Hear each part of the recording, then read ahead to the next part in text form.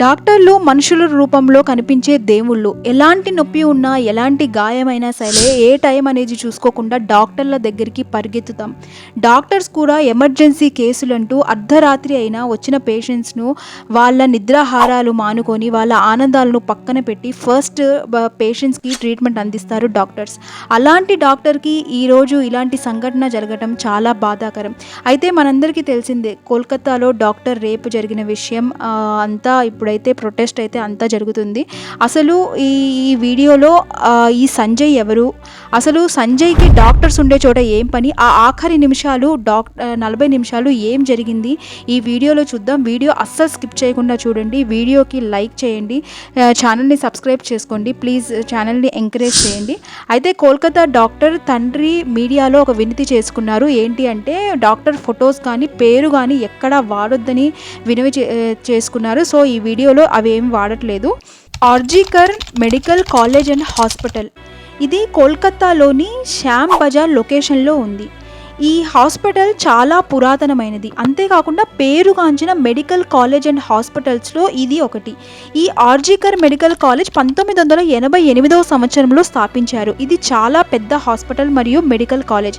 ఇంత పెద్ద హాస్పిటల్లో ఇలాంటి సంఘటన జరగడం చాలా షాక్కి గురి చేసింది. కోల్కతాలో మర్డర్ జరిగి రేప్ జరిగిన డాక్టర్ ఒక జూనియర్ డాక్టర్. అందరు డాక్టర్స్ మాదిరిగానే ఈ డాక్టర్ కూడా హాస్పిటల్కి 8 ఆగస్టు పొద్దున్నే వెళ్ళింది. పాపం కల్లో కూడా ఊహించి ఉండదు పొద్దున్నే విగత జీవిగా మిగులుతుంది అని. హాస్పిటల్కి వెళ్ళిన ఆమె పేషెంట్స్ని చూసి వాళ్ళ మంచి చెడులను తెలుసుకుంది. హాస్పిటల్లో పేషెంట్స్ ఎక్కువగా ఉండటంతో మధ్యాహ్నం హడావిడిగా భోజనం చేసి కొంచెం సేపు కూడా రెస్ట్ తీసుకోకుండా మళ్ళీ డ్యూటీలోకి వెళ్ళింది. డ్యూటీ ముగించుకొని అంటే వచ్చిన రోజే 8 ఆగస్టు రాత్రి 11 గంటలకు ఈ 31 ఏళ్ల జూనియర్ డాక్టర్ 36 గంటల షిఫ్ట్ను ముగించుకొని ఇంటికి కాల్ చేస్తుంది. కాల్ చేసి అమ్మ డ్యూటీ ఇప్పుడే అయిపోయింది, ఇంకా తిని పడుకుంటాను అమ్మ అంటూ మాట్లాడుతుంది. ఒక పేషెంట్కి ఎమర్జెన్సీ ఉండటంతో మళ్ళీ కాల్ వస్తుంది. డాక్టర్ ఏమీ తినకుండా పేషెంట్ దగ్గరకు వెళ్ళి ట్రీట్మెంట్ చేసి మెడికల్ రౌండ్స్ అన్నీ పూర్తి చేసుకొని అర్ధరాత్రి 2 గంటలకు హాస్పిటల్లోని పల్మనరీ డిపార్ట్మెంట్లో సెమినార్ హాల్కి చేరుకుంటుంది. డిన్నర్ ఆర్డర్ చేసుకొని తన తోటి వారు 4 కొలీగ్స్తో కూర్చొని టీవీ చూస్తూ భోజనం కంప్లీట్ చేస్తుంది. తన తోటి వారికి 4 డ్యూటీ ఉండటంతో వాళ్ళు అక్కడి నుండి వెళ్ళిపోతారు. కానీ ఈ డాక్టర్ మాత్రం పొద్దున్నుండి వర్క్ ఎక్కువగా ఉండటంతో అలసిపోయి ఉంటుంది. అక్కడే నిద్రలోకి జారుకుంటుంది. రాత్రి 3 గంటలకు హాస్పిటల్లో ఈ డాక్టర్ కింద ఉండే ఇంకొక జూనియర్ డాక్టర్ ఇంటర్న్ వచ్చి ఒక పేషెంట్ రిపోర్ట్ని చూపిస్తారు. అదే ఆఖరిసారి ఆమెను చూడటం. ఆ రిపోర్ట్ చూసి మళ్ళీ గాఢ నిద్రలోకి జారుకుంటుంది ఈ డాక్టర్. చేస్తే 9 ఆగస్టు 2024 7 గంటల 30 నిమిషాలకు ఒక న్యూస్ వస్తుంది. ఏంటంటే 31 ఏళ్ల జూనియర్ డాక్టర్ శరీరం మీద బట్టలు లేకుండా కళ్ళ నుండి రక్తం వస్తూ నోట్లో నుండి ప్రైవేట్ పార్ట్ నుండి రక్తం కారుతూ ఆ రక్తపు మడుగులో రాత్రి డిన్నర్ చేసిన సెమినార్ హాల్లోనే బాడీ లభ్యమవుతుంది అని అందరూ షాక్కి గురి అవుతారు. పొద్దునే 10 గంటల 30 నిమిషాలకు డాక్టర్ తల్లిదండ్రులకి హాస్పిటల్ నుంచి ఒక కాల్ వెళ్తుంది. కాల్ చేసిన వాళ్ళు ఏం చెప్తారంటే, మీ కూతురు ఉరి వేసుకొని చనిపోయింది, మీరు త్వరగా హాస్పిటల్కి రావాలి అంటూ ఫోన్లో చెప్తారు. పిడుగు లాంటి వార్త విన్న తల్లిదండ్రులు హుటాహుటిన హాస్పిటల్కి వస్తారు.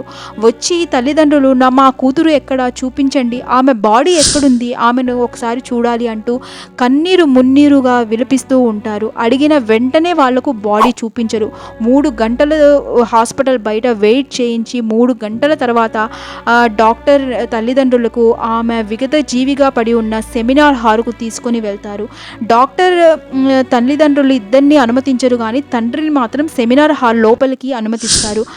ఒక తండ్రి ఒక కూతుర్ని ఏ స్థితిలో చూడకూడదో ఆ స్థితిలో చూస్తాడు. ఆ డాక్టర్ తండ్రి తన కూతుర్ని ఇలాంటి స్థితిలో చూడవలసి వస్తుంది అని ఎప్పుడూ అనుకోలేదు కాదు అంటూ బరువెక్కిన హృదయంతో ఏడుస్తూ కింద పడిపోతాడు. ఇంకా అక్కడి నుండి డాక్టర్ తండ్రిని పోలీసులు బయటకు తీసుకొని వస్తారు. దీని తర్వాత పోలీసులు ఫోరెన్సిక్ మరియు స్పెషల్ ఇన్వెస్టిగేషన్ టీమ్ని సెమినార్ హాల్కి చేరుకుంటుంది. బాడీని చూసి ఇది రేప్ అండ్ మర్డర్ కేసుగా కన్ఫర్మ్ చేస్తారు. ఇక స్పెషల్ ఇన్వెస్టిగేషన్ టీం మొత్తం సీసీటీవీ కెమెరాస్ను చెక్ చేస్తారు. సెమినార్ హాల్లో అయితే సీసీటీవీ కెమెరా అయితే ఏమీ లేదు, కానీ వచ్చే దారిలో అయితే ఉంది. అయితే కొన్ని సీసీటీవీ కెమెరాస్లో సెమినార్ హాల్కి వచ్చే దారిలో ఉన్న సీసీటీవీ కెమెరాస్లో ఒక వ్యక్తి అనుమానాస్పద స్థితిలో కనపడతాడు. ఆ వ్యక్తే ఈ సంజయ్ రాయ్ చెవిలో బ్లూటూత్ పెట్టుకొని షార్ట్స్ వేసుకొని టీషర్ట్ వేసుకొని పొద్దున్నే 4 గంటలకు హాస్పిటల్ సెమినార్ హాల్ వైపు వెళ్తున్న సీసీటీవీ ఫుటేజ్ను పోలీసులకు చిక్కుతుంది. ఇక ఒక పోలీస్ సంజయ్ రాయ్ని గుర్తుపడతాడు. ఎందుకంటే సంజయ్ రాయ్ పోలీసుల సివిల్ వర్కర్. అంటే ఏంటంటే సింపుల్గా చెప్పాలంటే పోలీసులు ఏమైనా పని చెప్తే ఈ సంజయ్ రాయ్ అక్కడికి వెళ్ళి ఆ పనిని చేసుకొని వస్తాడు, పోలీసుల దగ్గరే ఉంటాడు. సో ఇతను పోలీస్ అయితే కాదు, కానీ వాళ్ళు చెప్పిన పనులు అయితే చేస్తూ ఉంటాడు, ఆ వర్క్ని చేస్తాడు. ఇక పోలీసులు సంజయ్ రాయ్ లొకేషన్ను ట్రేస్ చేసి అసలు అతన్ని ఏమీ అనకుండా నీ చెవిలో బ్లూటూత్ ఉండాలి కదా, అది ఏమైంది అని అడుగుతారు.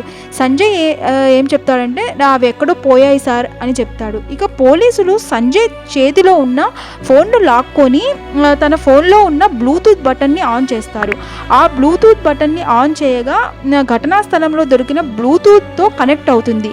ఇక అక్కడి నుండి స్పెషల్ ఇన్వెస్టిగేషన్ టీం ఈ సంజయ్ రాయ్ ఎక్కడెక్కడ తిరిగారో, రేప్ చేసిన అర్ధరాత్రి నుంచి ఎక్కడెక్కడ తిరిగారు, అసలు దానికి ముందు ఎక్కడెక్కడ ఉన్నాడు అనే సీసీటీవీ ఫుటేజెస్ అన్నీ బయటకు తీస్తారు. అలా బయటకు తీసిన వాటిలో సంజయ్ రాయ్ రాత్రి 9 గంటలకు హాస్పిటల్ లోపలికి వస్తాడు. వచ్చి 11 గంటలకు హాస్పిటల్ నుంచి బయటకు వెళ్తాడు. వెళ్ళి 11 గంటలకు మందు షాప్కి వెళ్ళి అక్కడ ఫుల్గా మందు తాగి మళ్ళీ అర్ధరాత్రి 1 గంటలకు హాస్పిటల్ లోపలికి వస్తాడు. మళ్ళీ 4:37 తన పనిని ముగించుకొని హాస్పిటల్ నుండి బయటకు వచ్చి పోలీస్ బ్యారెక్లకు వెళ్ళి నిద్రపోతాడు. పోలీస్ ఇన్వెస్టిగేషన్ ప్రకారం సంజయ్ సెమినార్ హాల్లో మొత్తం 40 నిమిషాలు ఉన్నాడు. అసలు ఆ 40 నిమిషాలు ఏం జరిగింది? ఆ 40 నిమిషాలు ఈ పశువు చేసిన ఘోరం అంతా ఇంత కాదు. డాక్టర్ను చిత్రహింసలు చేశాడు. ఎంతటి చిత్రహింసలకు గురి చేశాడు అనడానికి సాక్ష్యం ఆమె పోస్ట్ మార్టం రిపోర్టే దానికి సాక్ష్యం. కళ్ళ నుంచి రక్తం.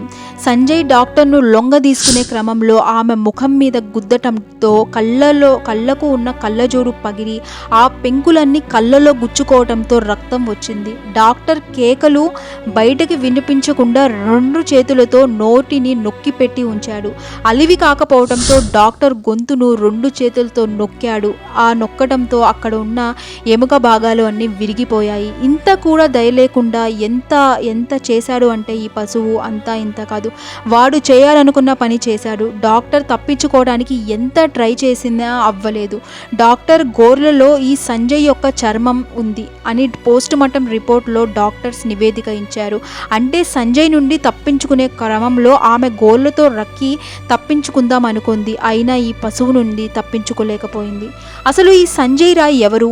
ఎప్పుడు హాస్పిటల్లోనే ఉంటాడా? సంజయ్ రాయ్ అసలు డాక్టర్స్ ఉండే చోట వీడికి ఏం పని? సంజయ్ ఒక పేద కుటుంబంలో జన్మించాడు. తండ్రి చిన్నతనంలోనే మరణించగా తల్లి పెంచుతూ వచ్చింది. ఇక సంజయ్కు తల్లిదండ్రులు లేకపోవడంతో తల్లి పాచి పని చేసుకుంటూ పోషించింది. ఇక చిన్నతనం నుండి సంజయ్కు చదువు సంజయ్ లేవు. చిన్నతనం నుండే రోడ్ల మీద ఆవారాగా తిరుగుతూ ఉండేవాడు. ఈ క్రమంలోనే తాగుడుకు గంజాయికు బానిస అయ్యాడు. ఇతనికి లేని అలవాటు అంటూ ఏమీ లేదు. 4 పెళ్లిళ్ళు చేసుకున్నాడు. అందరూ వదిలి వెళ్ళిపోయాడు. ఇక ఫోన్లో అసభ్యకరమైన ఫొటోస్ చూడటం, వైశ్యుల దగ్గరికి వెళ్ళటం ఇతనికి అలవాటు. అసలు సంజయ్ రాయ్కి హాస్పిటల్లో ఏంటి పని అని మీకు డౌట్ రావచ్చు. సంజయ్, నేను ముందు వీడియోలో చెప్పినట్లుగా సంజయ్ పోలీసులు ఏది చెప్తే అది చేయాలి.